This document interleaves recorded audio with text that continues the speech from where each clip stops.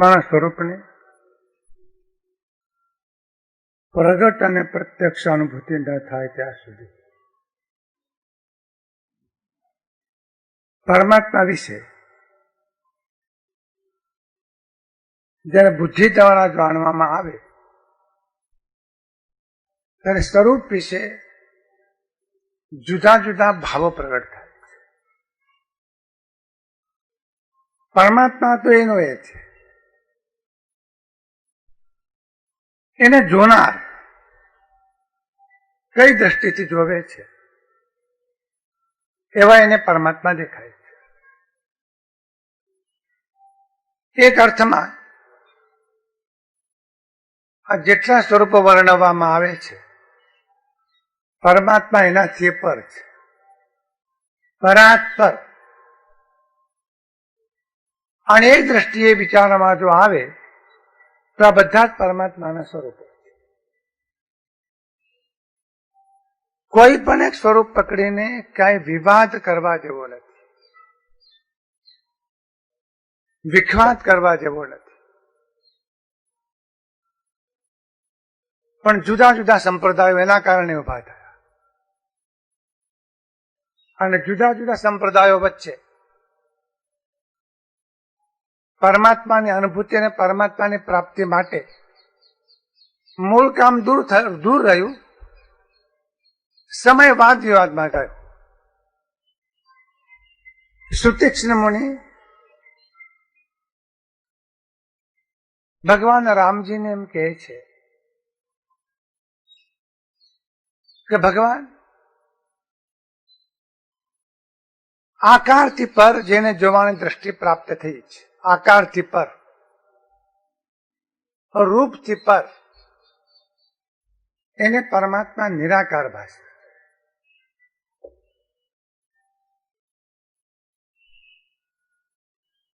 આ નિરાકાર શબ્દ ગુંચવણ ભર્યો છે. આકાર હંમેશા જડ પદાર્થોનો હોય અને જડ પદાર્થનું મૂળભૂત એકમ પરમાણુ. પરમાણુ સૂક્ષ્મ છે, અતિ સૂક્ષ્મ છે, પણ એ પરમાણુનું સંગઠન જયારે થાય ત્યારે સ્કંદ બને છે અને સ્કંદ બન્યા પછી એ આંખથી જોઈ શકાય એવો બને છે, પણ મૂળમાં એનું રૂપ છે, એની આકૃતિ છે, એનું કદ છે, એનું વજન છે, એમાં રંગ છે, રસ છે, શબ્દ છે.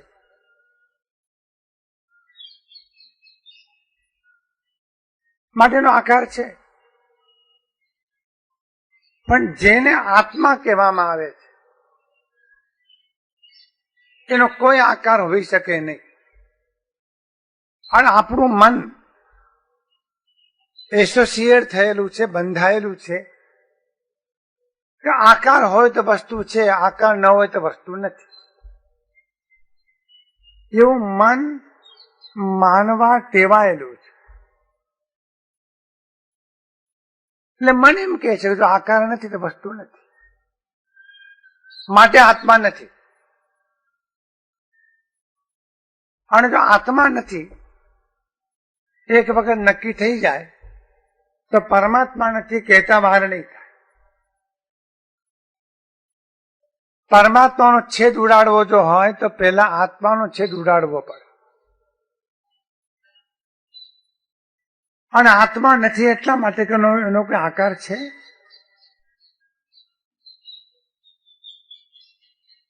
આ 5 શબ્દો સમજી લો. રૂપ, રસ, ગંધ, સ્પર્શ અને શબ્દ આ જડની પ્રોપર્ટી છે, મિલકત.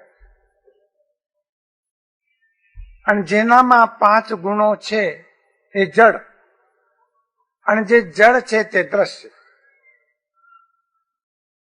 આ દેખાય છે બધું દ્રશ્ય, પણ જેટલું દેખાય છે એટલું જગતમાં છે અને એથી વધારે જગતમાં કંઈ પણ નથી એવું માનવું એ આતિન્દ્રિય સૃષ્ટિનો ઇનકાર કરવા બરાબર. કોઈની એવી સૂક્ષ્મ દ્રષ્ટિ પણ હોઈ શકે છે. તો પરમાત્મા આત્માનો આકાર નથી, પણ આત્મા છે. અને એનું એક લક્ષણ સ્વતંત્રપણે જાણવાની ક્ષમતા જેનામાં છે તે આત્મા. હવે વિચાર કરો, કોણ જાણે છે? શરીર જાણે છે. મળતું કંઈ પણ જાણી શકતું નથી. ઇન્દ્રિયો જાણે છે, ક્યારેક જાણી શકતી નથી. તો શરીર, ઇન્દ્રિયો, મન અને પ્રાણ એ જાણવાના સાધનો છે, અને જાણનારો એનાથી જુદો.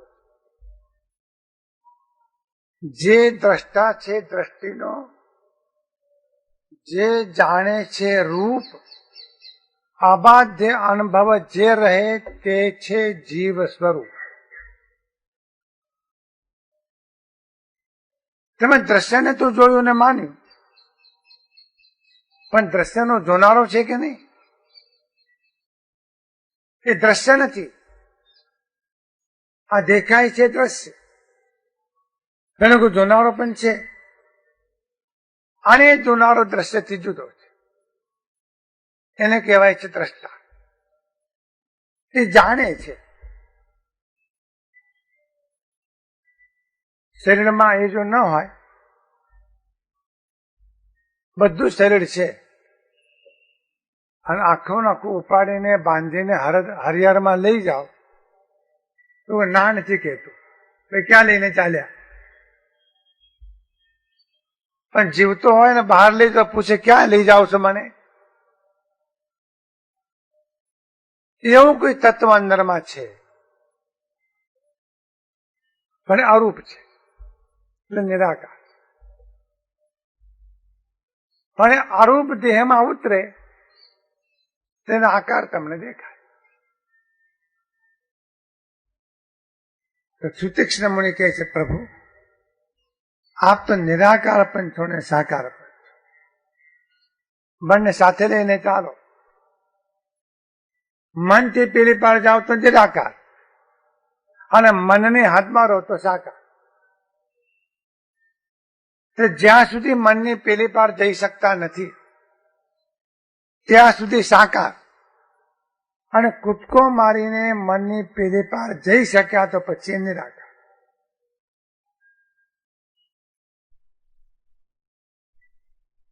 માટે એમ કહ્યું કે વાણીથી પર છે, ઇન્દ્રિયોથી પણ પર છે. છેવટે એમ કહ્યું કે અગમ્ય છો. અગમ્ય શબ્દ બહુ મજાનો.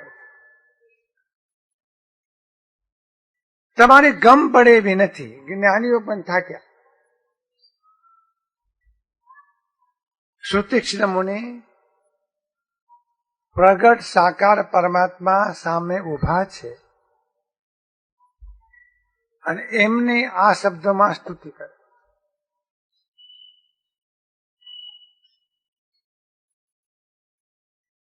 બહુ ભાવાત્મક પ્રસંગ છે.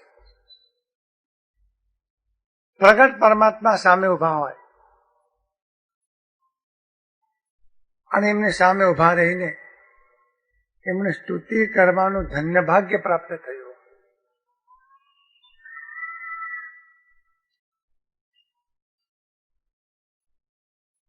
એ સદભાગ્યની નિશાની છે.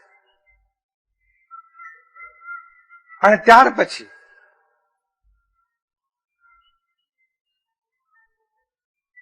સુતીક્ષ્ણ મુનિ પોતે એમ કહે છે કે પ્રભુ જવા દો આ બધી વાત. આ તો બુદ્ધિના ખેલ છે. સાકાર છો, નિરાકાર છો, સગુણ છો, નિર્ગુણ છો. ભાવની સૃષ્ટિમાં નથી, પ્રેમની સૃષ્ટિમાં નથી. પણ મને તો સાકાર સ્વરૂપે આપ સામે વિદ્યમાન છો. તો આવા સાકાર સ્વરૂપે મારા હૃદયમાં આપ નિવાસ કરો.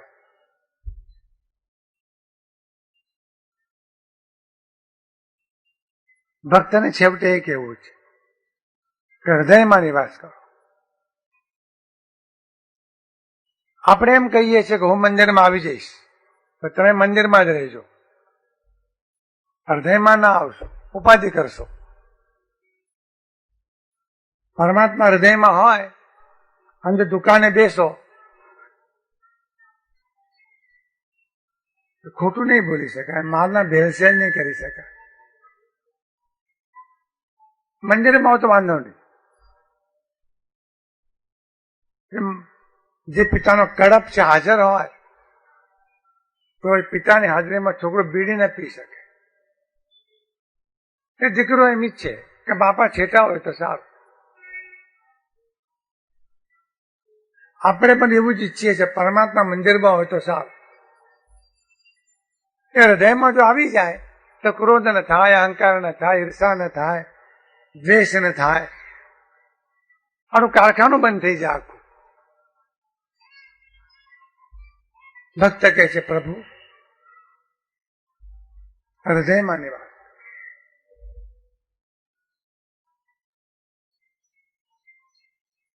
અને વાત કર્યા પછી છેલ્લે ભક્તની એક અદભુત ભાવનાની વાત કરે.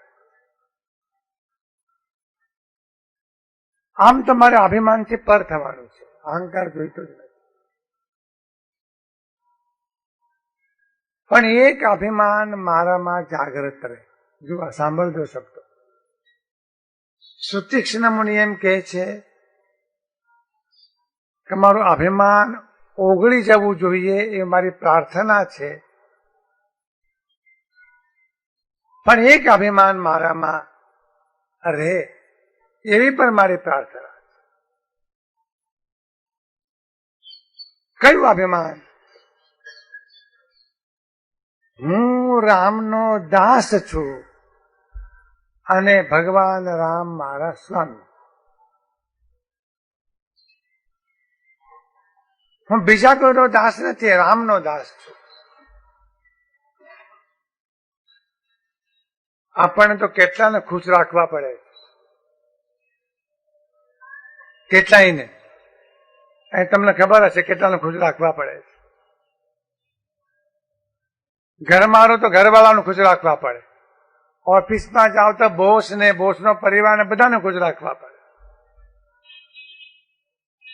હું દાસ છું, પણ પરમાત્મા આપનો દાસ છું. અભિમાન જ છે આ, પણ મારામાં રાખો. હે પરમાત્મા, હું આપનો દાસ છું, સેવક. મીરાએ આવી પ્રાર્થના કરી કે મને ચાકર રાખો, મને રાખી લો ને. તમારા ચાકર તરીકે, નોકર તરીકે, દાસી તરીકે મને રાખી લો ને. કઈ મને વૈકુંઠ જોઈતું નથી, મારે સ્વર્ગ જોઈતો નથી, મોક્ષ જોઈતો નથી. ભગવાન કૃષ્ણને મીરા કહે છે મને ચાકર રાખો. અને ભલે તમે તમારા મહેલમાં અંદર ના આવવા દો, ક્યારેક ક્યારેક તમે બારીમાં આવશો ને, તમારું મોઢું જોઈ લઈશ. તો બસ બગીચો બનાવ્યો હશે, વૃક્ષો વાવ્યા હશે, બાગ લગાશું, પાણી પાઈશું, અને વચમાં વચમાં તમારા દર્શન કર્યા કરીશ. આ જોઈએ. હું રામનો દાસ છું, એવું એક અભિમાન. અને હું રામનો દાસ છું એ અભિમાન જો હોય તો પહેલી વાત આપણે કદી ખોટું નહીં કરી શકીએ કે હું રામનો દાસ છું. જેમ ખાનદાન બાપનો ખાનદાન દીકરો હોય તો એમ કે હું જેવા તેવાનો દીકરો નથી, મારા બાપ તો આવા હતા, મારાથી ખોટું ના થાય.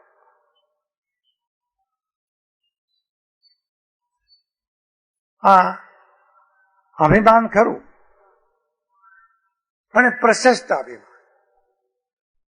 શુભ અભિમાન. અને રામ મારા સ્વામી છે, મારા ધણી છે, મારા માલિક છે. હું કઈ લાચાર નથી, દીન નથી, ગરીબ નથી. એક અર્થમાં રામ મારા ધણી છે.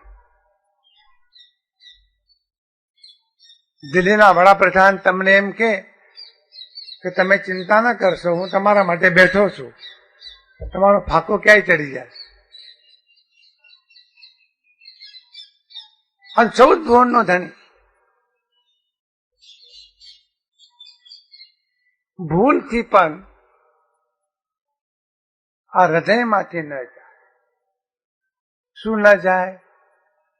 હું તમારો દાસ છું અને તમે મારા સ્વામી.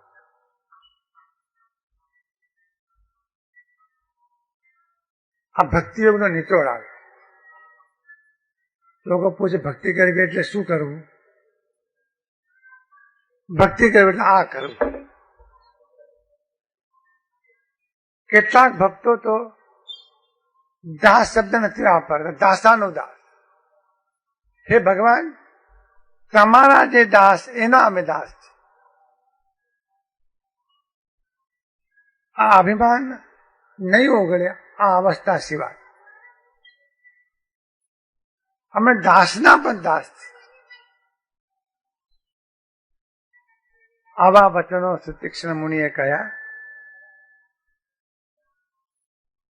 ભગવાન રામચંદ્રજી પ્રસન્ન થયા. સમજવામાં ભૂલ ન કરશો, આ ભાષાની મર્યાદા છે.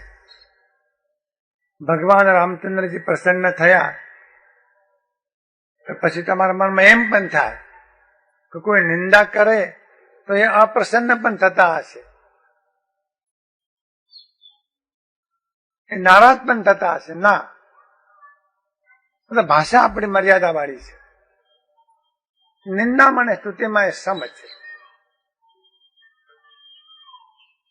આગળ આવશે રામ રાવણનું યુદ્ધ થયું,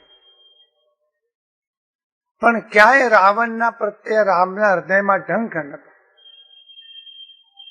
આ વાત નવાઈ જેવી નથી લાગતી? આટલું મોટું યુદ્ધ થયું, રાવણનું મૃત્યુ થયું, પણ રામના હૃદયમાં રાવણના પ્રત્યે ઢંક નતો. યુદ્ધ તો કરવું પડ્યું, પરિસ્થિતિઓના કારણે, સંજોગોના કારણે યુદ્ધ કરવું નતું. ચાલુ યુદ્ધે, આપણી કલ્પના છે, ચાલુ યુદ્ધે જો રાવણે સન્માનપૂર્વક સીતાજીને પાછા જો સોંપ્યા હોત તો કદાચ તે ક્ષણથી યુદ્ધ બંધ થઈ જાય. લડવાનો હેતુ જ નતો, યુદ્ધનું કારણ જ નતું. તો રામચંદ્રજી પ્રસન્ન થયા છે. બીજી વાર મુનિને છાતી સાથે ચાપ્યા છે. પ્રેમ વ્યક્ત કરવાના માટે બીજો ઉપાય શું? આ જ ઉપાય. પરમ પ્રસન્ન જાનુ મુનિ મોહી, જો બર માગહું દેવું સો તોહી. मुनि कह मैं बर कबहु न जाचा, समुझ न परई झूठ का साचा. ભગવાન રામજી પરમ પ્રસન્ન થઈને આ મુનિને એમ કહે છે, મુનિને, આ સુતીક્ષ્ણ મુનિને એમ કહે છે, બહુ પ્રસન્ન થયો છે તમારા ઉપર. તમે મારી પાસે જે વરદાન માગશો, જે વરદાન માગશો તે હું તમને પ્રસન્નતા પૂર્વક આપીશ. સાક્ષાત હજરા હજુર ભગવાન રામચંદ્રજી સામે ઉભા છે, સુતીક્ષ્ણ મુનિ સામે ઉભા છે અને ભગવાન રામજી કહે છે કે મુનિ, હું પ્રસન્ન છું અને તમે જે કંઈ વરદાન માગશો એ પ્રસન્નતાપૂર્વક હું તમને આપીશ. તમારી સલાહ શું છે? આ તક જવા દેવા જેવી છે? શું કરીએ? આપણે હાજર રહીએ તો આ ચૂંટણીમાં હું જીતાઈ જઉં.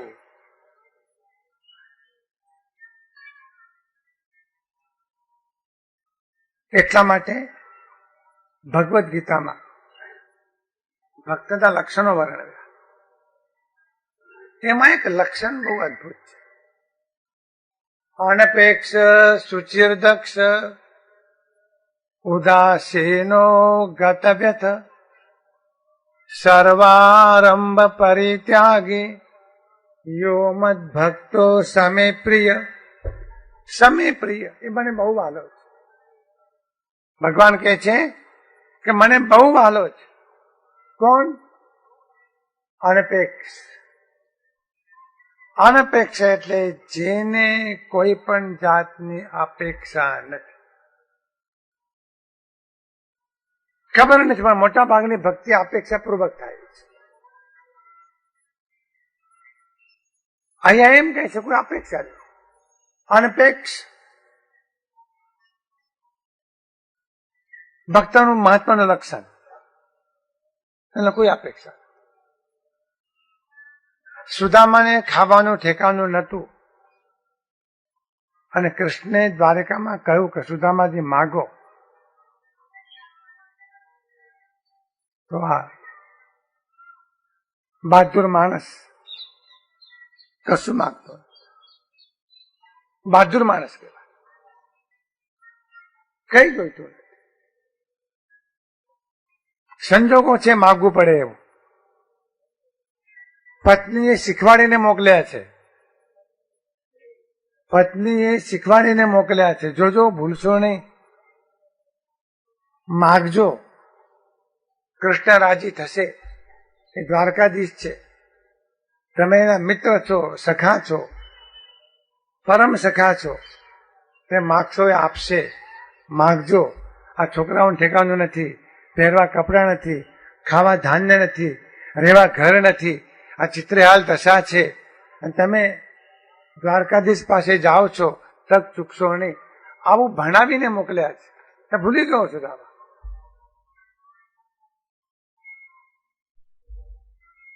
આવી એક ઘટના વિવેકાનંદના જીવનમાં થઈ. વિવેકાનંદની કાતિલ ગરીબી હતી. કાતિલ ગરીબી. તમે વિવેકાનંદનું એક સ્વરૂપ જોયું છે સંન્યાસી તરીકેનું. અમેરિકા ગયા, શિકાગો પરિષદમાં વિજય ધ્વજ લહેરાયો ભારતનો. બીજું સ્વરૂપ જોયું, ખાવાના સાસા હતા. કેટલી વખત ભૂખ્યા રહેવું પડતું. પિતા મરણ પામ્યા હતા. ઘરમાં સંપત્તિ નથી, આવકના સાધનો નહોતા, ભણેલા હતા. કેટલાય ઠેકાને સિફારસો લઈને ગયા, એને નોકરી મળતી નથી. આ નોકરીના વાંધા તે વખતે પણ હતા, આજે છે એમ નથી. ઘણી બધી ભલામણો લઈને જતા હતા, નોકરી નથી મળતી. આખા જગતમાં ભારતની સંસ્કૃતિનો ધ્વજ લહેરાવનારો પુરુષ, એને હિન્દુસ્તાનમાં નોકરી નથી મળતી.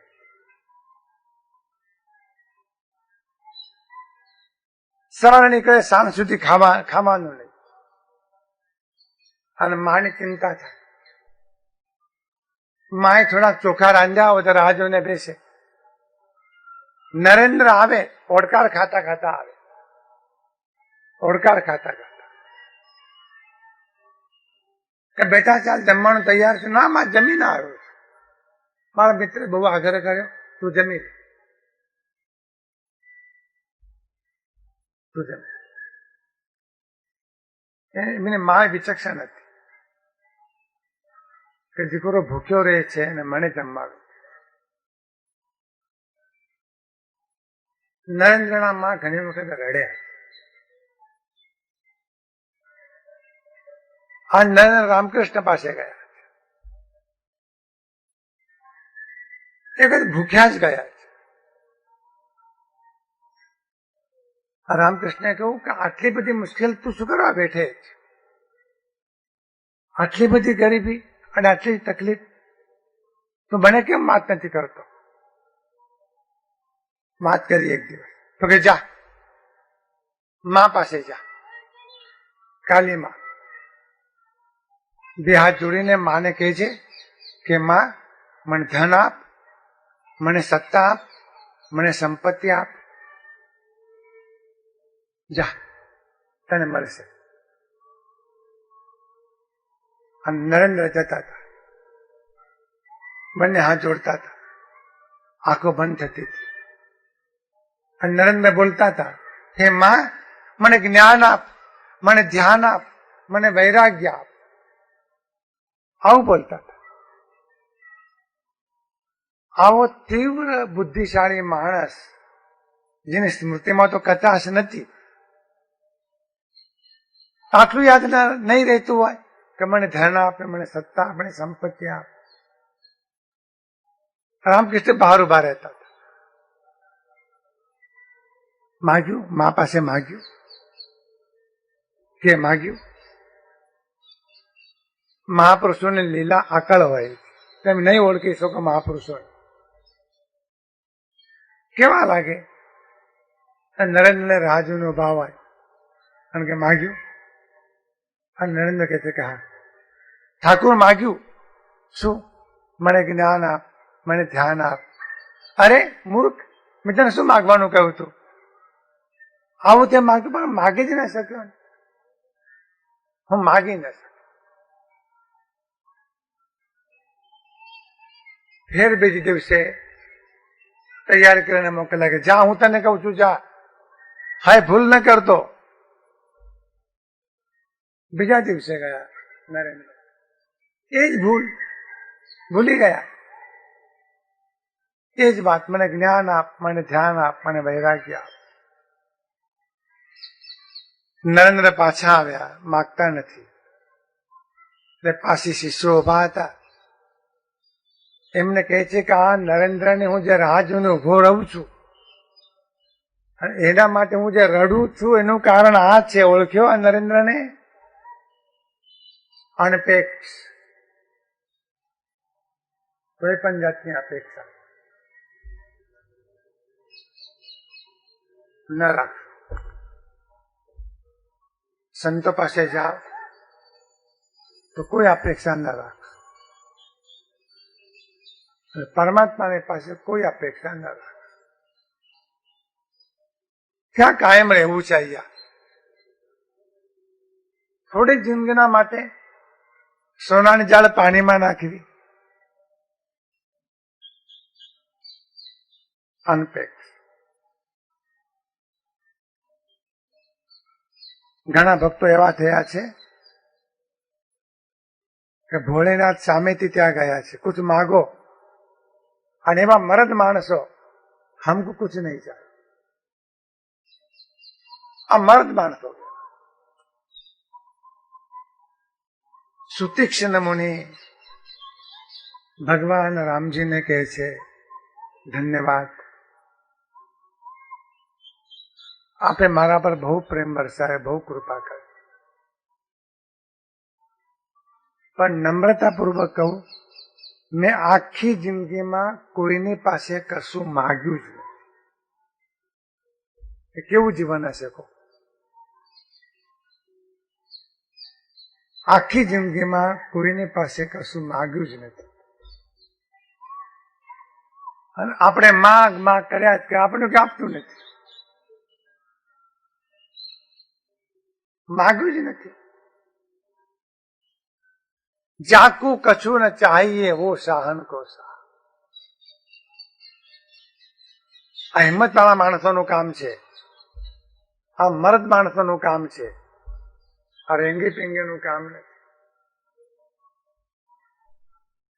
રામજી સામે ઉભા છે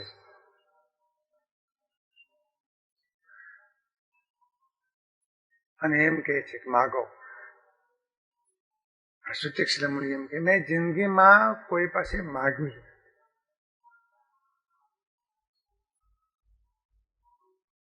અને તમે તો પ્રત્યક્ષ મારી સામે છો અને મને સમજણ પણ નથી કે સાચું શું ને ખોટું શું. અને મને એ પણ સમજણ નથી કે શું માગું ને શું ન માગું.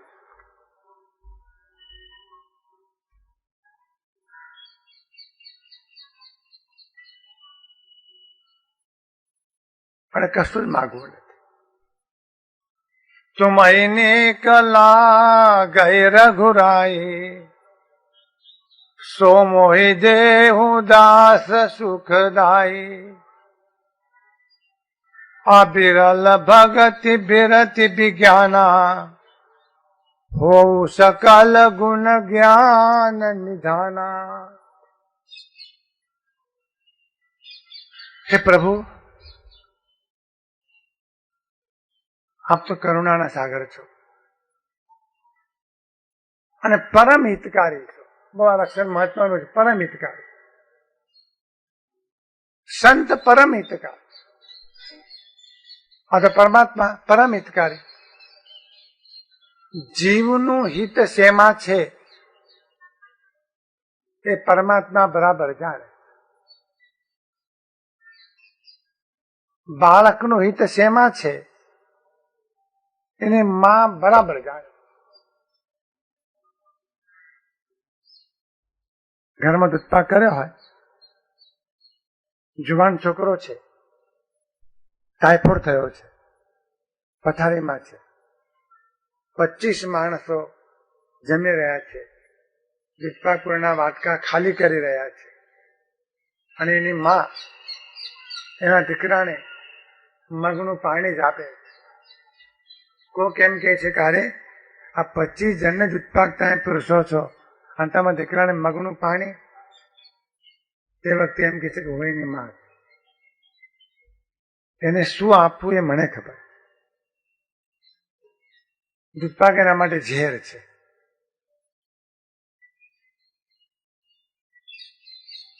પરમાત્મા પરમ હિતકારી છે. એટલે જયારે પરમાત્મા દુઃખ આપણને આપે છે એમાં આપણું હિત હશે માટે દુઃખ આપ્યું હશે. આમાં તમારે ગળે નહીં ઉતરે. સુખ આપે તો ભગવાન બરાબર, સુખ આપે ભગવાન બરાબર, દુઃખ આપે કે ગરબડ. જો દિયા સો ઠીક દિયા.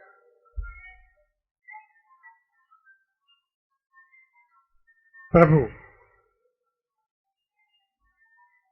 આપને જે સાચું અને સારું લાગે તે જ મને આપો. સમજાય છે? સુતીક્ષ્ણ મુનિ એમ કહે છે કે આપણે જે સાચું લાગે અને સારું લાગે તે જ મને આપો. પરમાત્મા પ્રગટ થયા હોય અને એમના ભરોસે આ બધું છોડી દેવું જીવને બહુ કઠિન પડે. એ ઢાપણ ડોળા વગર નથી રહી શકતો. અને આ સાંભળતા રામજી કે છે મુનિ તમે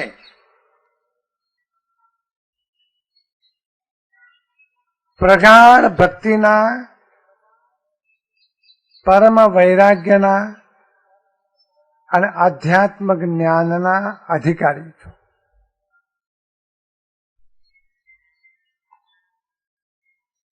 માટે નિરંતર તમારા હૃદયમાં વસવું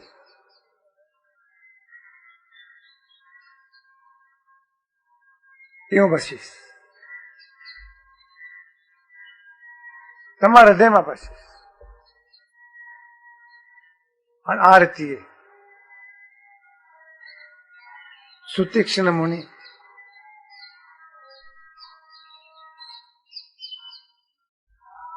પરમાત્માને વિનંતી કરીને કહે છે કે પ્રભુ, આપે મને જે કૃપા કરીને આપ્યું એની આગળ જગતનો વૈભવ તુચ્છ છે. મારા હૃદયમાં આપ બસ આપના મોઢેથી કહો છો.